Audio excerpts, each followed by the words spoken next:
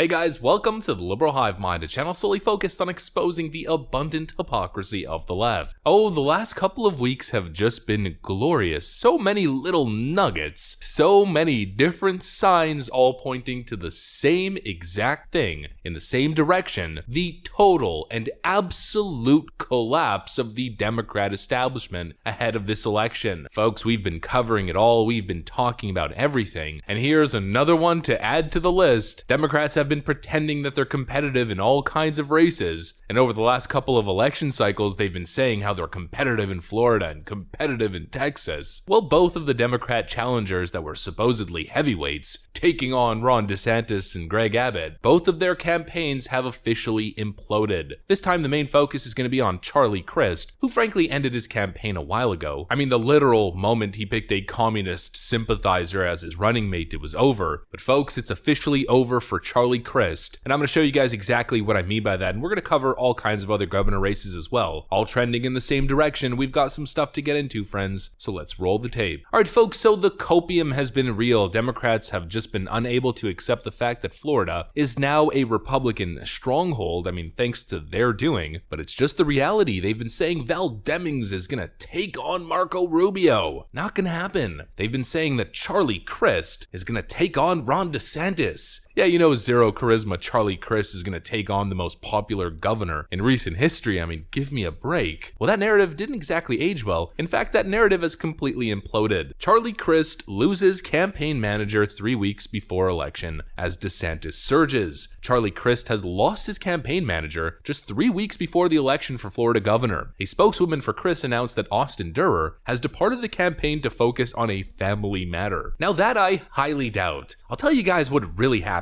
Early voting in Florida has started, and as Scott Presler is reporting every single day on the numbers, it's not looking good for Democrats. As of this morning, here's how many people have already voted by mail. 399,000 Republican ballots and 437 Democrat ballots. Democrats should be hitting the panic button. Early in-person voting begins on Monday in most counties, and they barely have a lead in VBM. Here's another Twitter user who gives us the numbers. Early voting Democrat advantage at this point in 2020 versus 2022. The Democrat advantage in California is down 13%, Florida 20%, and Pennsylvania 12%. Early voting has already begun, and where you'd expect to see a massive Democrat surge, well, it's just not materializing. Meanwhile, Republican voter turnout is blasting, it's surging. And so clearly the writing's on the wall that Charlie Crist and most of these other high-profile Democrats in the state of Florida don't stand a chance. And so his campaign manager is clearly cutting his losses and ditching the campaign because he doesn't want to be the face of this massive L. That's what's really going on here. Democrats are waking up and realizing that it's about to be real bad, and I mean real bad for them. And based on the early ballot data that we're seeing in Florida and other states, it's bringing us right back to that election fundamental that turnout is the most important thing. And it's happening pretty much exactly as expected. Republican voter turnout is going to be massive. Meanwhile, Democrats are clearly lagging behind. Not only are they losing on the issues, not only are they losing in terms of voter registration trends, but they're also losing in enthusiasm. This is a trifecta, folks. It's a triple threat. It's the perfect storm for a red tsunami, the likes of which hasn't been seen in a generation. And the idea that Democrats ever stood a chance in the state of Florida against a literal superstar in Ron DeSantis was laughable since the start. I mean, everywhere Ron DeSantis goes, he's a star. This guy thought he could take on Ron DeSantis. This guy who just showed up at the most recent Lynyrd Skynyrd concert and was received like this.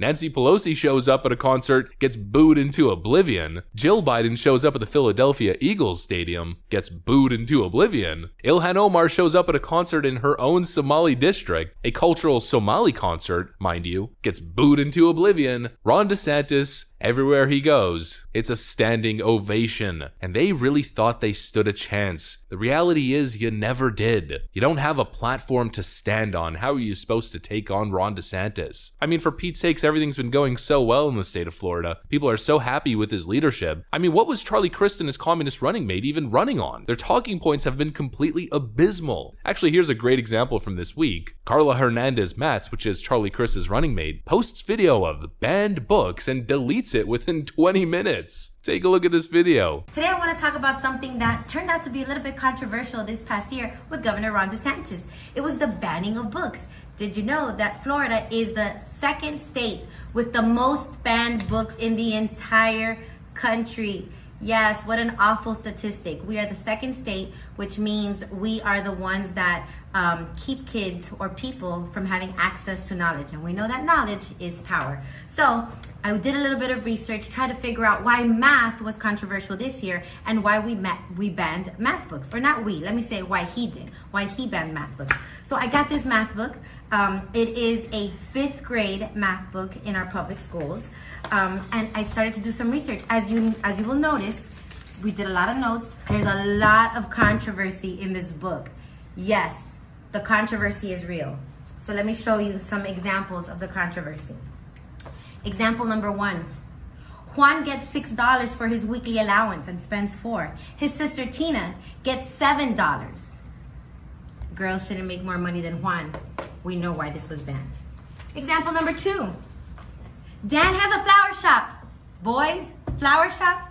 We're not doing that. Does it get any more desperate and disingenuous than that? As if that's the reason that book got banned. Absolutely disgusting, I mean despicable stuff. It backfired instantaneously. She was forced to delete the video 20 minutes after release, and it's yet again another embarrassing moment for these Democrat hacks who are getting absolutely BTFO'd across the nation. But of course, as I was alluding in the intro, it's not just in the state of Florida. Governor Ron DeSantis seems to be the model. Governor Ron DeSantis is what people are looking at and saying, man, why can't we have a leader like that? You know, it's almost like that jealous girlfriend meme. Let me create it really quick. People are looking at Florida, looking at Ron DeSantis and thinking to themselves, man, I want me some of that. And folks, to me, it seems as if we are seeing the Ron DeSantis effect as Republican gubernatorial candidates are surging across the board. The most recent poll in Michigan has Tudor Dixon within 2 points of Gretchen Whitmer. Of course, we all know what's happening in Oregon, where a Republican candidate might pull off an upset victory. We all know what's happening in Arizona with Carrie Lake, further extending her lead against Katie Hobbs. But probably most stunning is this last-minute Lee Zeldin surge in the state of New York, with this new coefficient poll for the New York governor race, showing Lee Zeldin 1 point ahead of Kathy Hochul. I mean, this is wild. Deep blue New York might be on the verge of electing a Republican. And this is after the Buffalo shooting and all of the phony activism that we've been seeing from the left. Their response after all the gun control activism is to move right and possibly be on the verge of electing a Republican candidate as their governor. That is wild. It's the Ron DeSantis effect, folks. People can vote for Democrat presidents, but when it comes to the governor of their state or when it comes down ballot, they're looking towards Republicans. It doesn't exactly make sense. I mean, the federal government is basically like running one big state instead of a small state. People want Republicans running their state, but Democrats running the federal state. It's completely ridiculous. But anyways, we're seeing a Republican surge in gubernatorial elections that is causing left-wing brains to explode. All the hopium and copium of we're turning these states blue is slowly dying in front of their eyes. They were convincing themselves that Georgia is now a blue state. Stacey Abrams is getting clobbered. They were saying the same thing about Texas. Texas is gonna turn blue, they kept saying. Well, Mr. Beto O'Rourke, Robert Francis O'Rourke, is trailing Texas Governor Greg Abbott by over 10 points. Ron DeSantis continues to extend his lead as well. Charlie Crist's campaign manager just GTFO'd. Democrat electoral hopes and dreams are slowly crumbling before our very eyes, and I am simply here for it. You gotta love it. And boy, I certainly do. That's what I got for you guys though. Hopefully you enjoyed it. If you did, please make sure to leave a like and possibly subscribe to the channel if you guys are up for it. I'm gonna get back to work. I wanna thank you guys for watching, and I'll see you on the next one.